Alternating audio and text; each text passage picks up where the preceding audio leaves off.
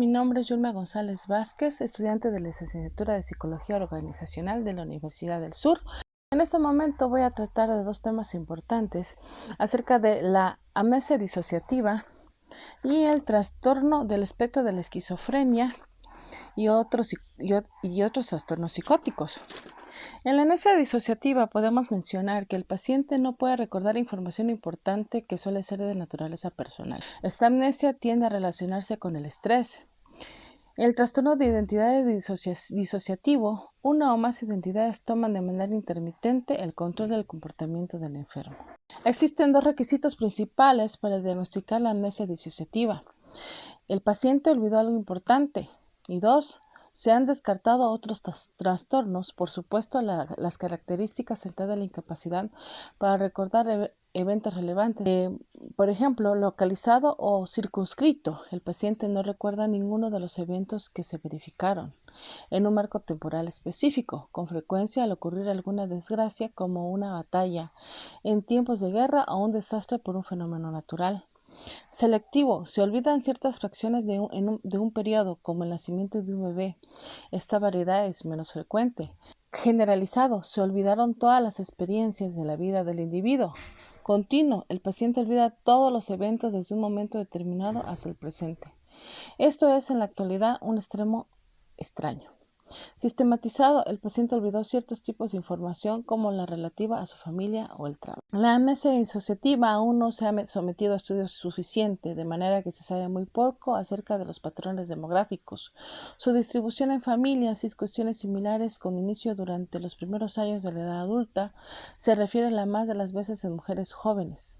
Puede afectar a 1% o menos de la población general, no obstante censos recientes señalan una cifra un poco más alta. Muchos pacientes con amnesia disociativa refieren traumas sexuales durante la niñez. El espectro de la esquizofrenia y otros trastornos psicóticos.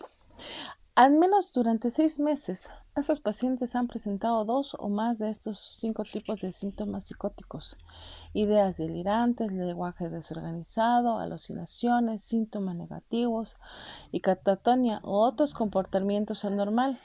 Se deben descartar como causa de los síntomas psicóticos trastornos relevantes del estado de ánimo por consumo de sustancias y afecciones médicas generales. Los síntomas psicóticos. Cualquier forma de psicosis debe incluir por lo menos uno de los 5 tipos de síntomas psicóticos descritos, pero debe establecer el diagnóstico de esquizofrenia. Un paciente debe tener 2 o más. La primera parte. Cuando 2 o más de estos tipos de síntomas psicóticos han estado presentes al menos un mes y por lo menos uno de ellos corresponde a alucinaciones, ideas delirantes o lenguaje desorganizado, se dice que se cumple con el criterio A para la esquizofrenia. El DSM-5 especifica que estos 2 o más tipos de síntomas psicóticos deben identificarse por una porción significativa del tiempo durante ese mes. ¿Pero qué quiere decir significativo en este contexto? Podría interpretarse como que estos síntomas han estado presentes más de la mitad de los días del mes. Varias personas han observado de manera independiente a lo largo de varios días que el paciente presenta síntomas o que los síntomas se presenten a veces cuando es probable, en particular, que afectan el paciente o el ambiente, como por ejemplo con un paciente que interrumpe de manera repetida una reunión social al gritar. Por último, observe que se permite una duración de menos de un mes si el tratamiento adjunto la remisión de los síntomas. Para que un comportamiento sea psicótico, debe ser sin duda anormal, y el paciente debe carecer de conciencia en torno de su naturaleza. Algunos ejemplos de comportamiento psicótico incluirían síntomas de catatonia, mutismo, negativismo, manierismo o estereotipías sin reconocimiento. Las ideas delirantes y las alucinaciones son los síntomas más comunes de la psicosis. El lenguaje desorganizado va más allá de lo circunstancial. Debe mostrar una laxitud marcada de sus asociaciones.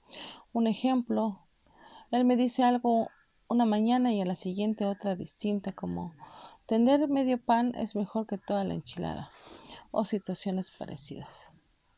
En la evolución de la enfermedad, los síntomas transversales son menos importantes para el diagnóstico diferencial de la psicosis que la evolución de la enfermedad. Esto es, el tipo de psicosis se determina en gran medida por los patrones longitudinales y las características asociadas de trastornos. Varios de estos factores se señalan aquí. Por ejemplo, la duración, factores precipitantes, evolución previa de la enfermedad, personalidad premórbida, síntomas residuales. El problema de la psicosis, la esquizofrenia, puede ser que puede tener ausencia de introspección, trastorno del sueño, consumo de sustancias, y lo último que le puede pasar es el suicidio. Hasta un 10% de estos pacientes, en particular los varones jóvenes, con diagnóstico reciente se quita la vida. Bueno, esto ha sido todo de estos temas mencionados.